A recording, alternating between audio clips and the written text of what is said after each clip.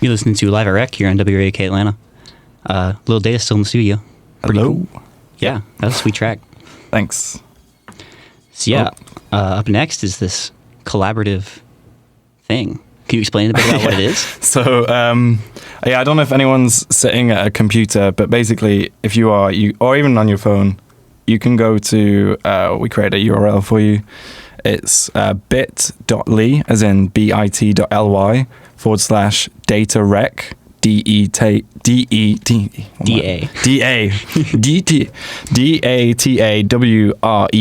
And if you go there, you'll find a page with these like boxes on it. And basically, so I made this for an installation, but I thought it'd be cool to show it because basically, if you listen to the music that's playing, that's actually being sort of generated non-repetitively. And if you click on one of the boxes, then it'll flip some part of the track, but actually it will also mirror that across any collection of users that are on the site. So if you see one of the boxes changing, like I'm going to change a few now, then that's me doing that right now. And then if you head there and start clicking on stuff, so there's some, I don't know who else is there, but someone's there. All right, so then I can just unmute this now, and then we can listen to it, and hopefully it'll sound like pretty much exactly the same as what everyone else is hearing. Yeah, so again, you can go on bit.ly /DataREK to collaborate live on air. All right, here we go.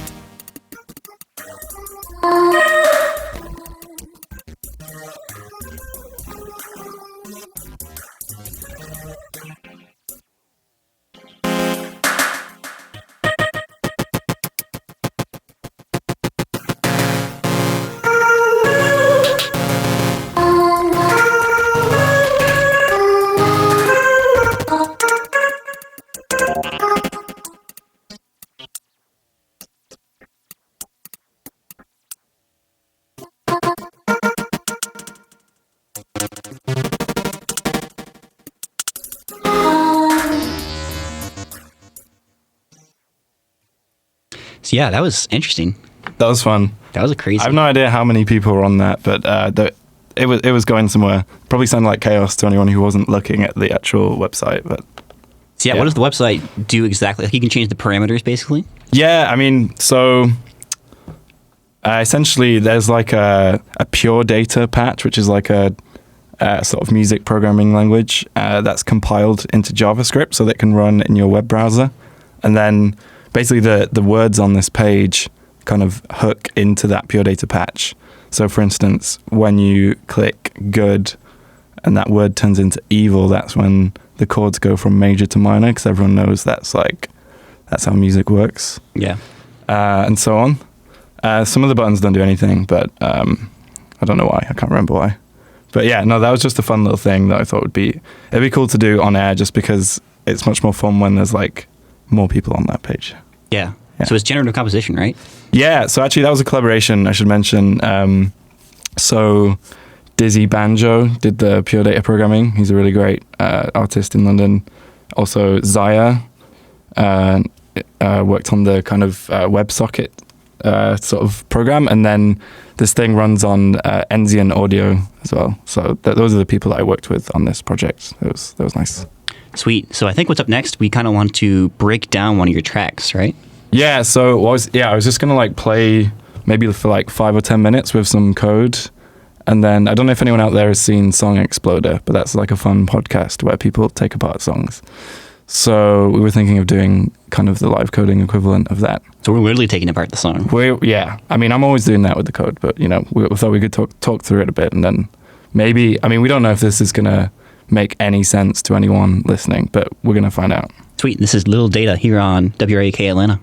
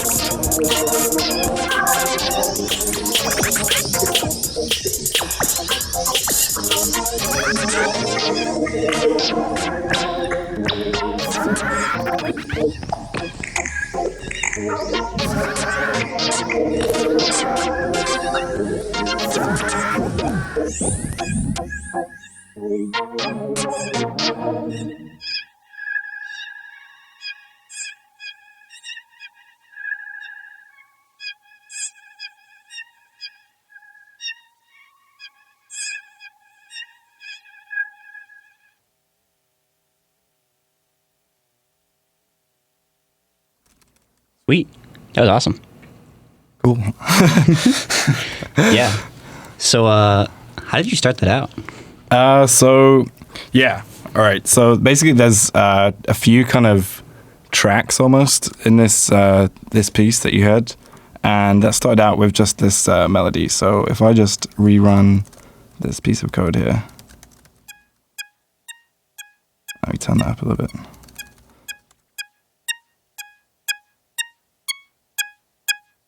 And then, and even you can kind of break that down further. So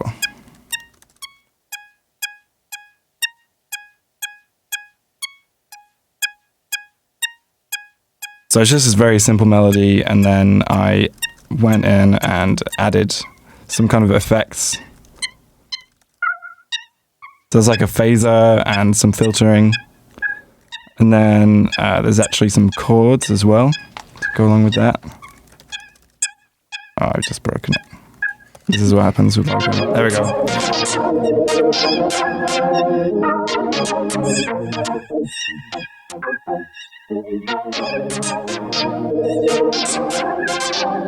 So that's, yeah, like a two-part kind of synth line.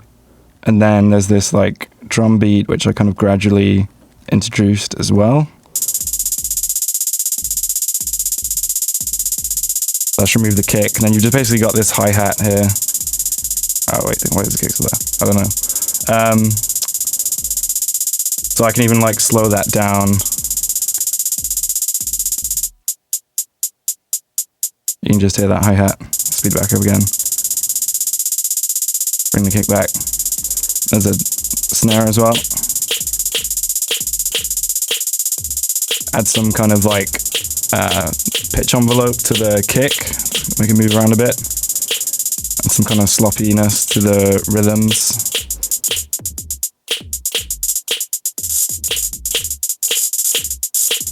It just kind of matches the rhythm of the synth. Kind of a Aphex Twin vibe almost. And then, so there's a bass line. So you're writing this like on the spot, right?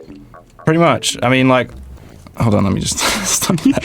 So, I kind of like pre-compose these bits of code, and then what I do when I play live is like manipulate them, kind of build them and break them, and introduce like weirdness on the spot.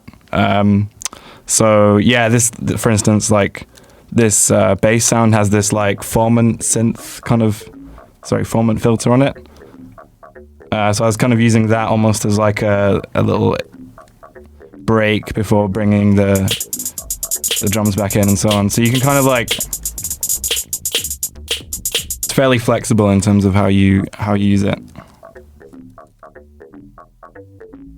And then the other patterns that I had in this track were like really weird. Like this one is like a folder of wavetables. And it's just doing loads of really random stuff like this in the background.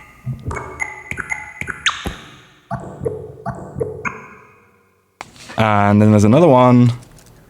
It's more like random sweepy noises.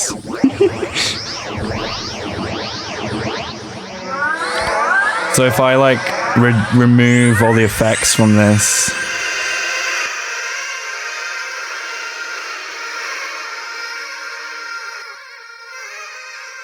that's kind of the basic sample there, but I can very easily like mess that up again.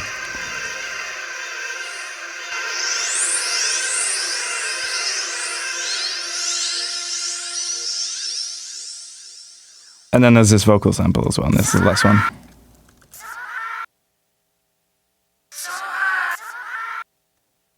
So yeah, and then when you put that all back together, you get this strange piece of music.